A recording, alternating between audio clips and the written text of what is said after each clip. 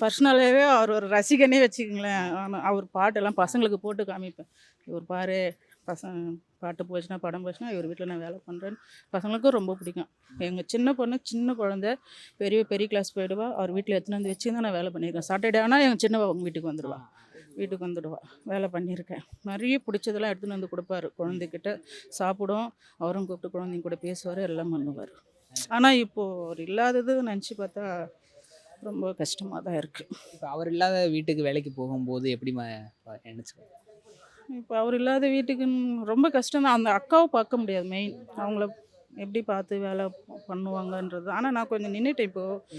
லாக்டவுனுக்கு அப்புறம் ஒரு 2 வயசு என்னமோ வேலை செஞ்சேன். அதுக்கப்புறம் அதான் 6 இயரா வேலை பண்ணேன். அப்புறம் தான் நின்னுட்டேன்.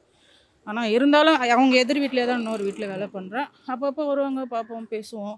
அ ஹாய் காமிக்காம போமாட்டாரு. கார்ல கீழ வரப்போ ஹாய் அப்படி தான் வருவா.